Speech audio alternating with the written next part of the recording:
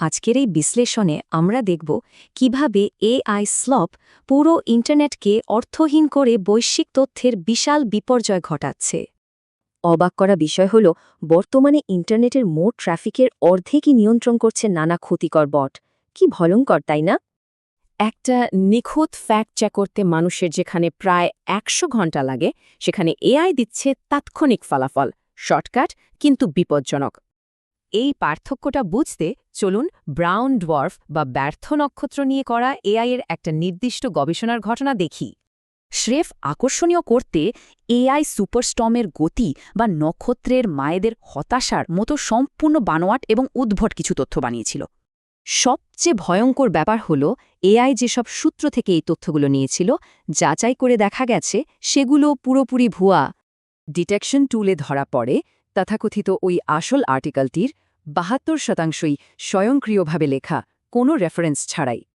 আর ২০২৫ সালের মধ্যেই ১২০০-এর বেশি এমন এআই নিউজ সাইট পাওয়া গেছে যারা প্রতিনিয়ত ভুল তথ্য ছড়াচ্ছে। এখান থেকেই শুরু এক ভয়ঙ্কর লুপ।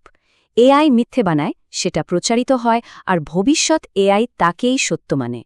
একটা নতুন চ্যানেল কিছু না বুঝেই এই বানোয়ার তথ্যের ওপর কন্টেন্ট বানিয়ে লাখো মানুষের কাছে মিথ্যাটা পৌঁছে দিয়েছে।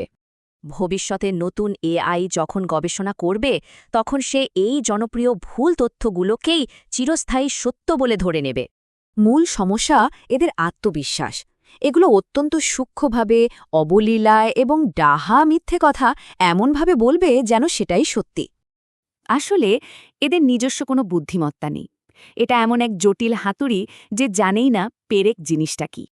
তথ্যের এই দূষণ এখন পিয়ার রিভিউড জার্নাল আর বৈজ্ঞানিক গবেষণাপত্রেও বিপজ্জনক হারে ছড়িয়ে পড়ছে। ভাবা যায় কতটা ঝুঁকিপূর্ণ। এমনকি গবেষকরাও এখন এআই সিস্টেমকে ধোঁকা দিয়ে পজিটিভ রিভিউ পেতে গবেষণাপত্রে অদৃশ্য লেখা যুক্ত করছেন। তথ্যেরই অখণ্ডতা আর সঠিকতা বাঁচাতে এক্সপার্টদের পরিচালিত যাচাইকৃত গবেষণার প্রতি আমাদের কঠোরভাবে প্রতিশ্রুতিবদ্ধ হওয়া ছাড়া উপায় নেই। সবশেষে একটা বড় প্রশ্ন, এই স্বয়ংক্রিয় আবর্জনাগুলো যদি আমাদের মনোযোগ গিলে খায়, তবে আগামী দিনে আমরা আসল সত্য চিনব কিভাবে?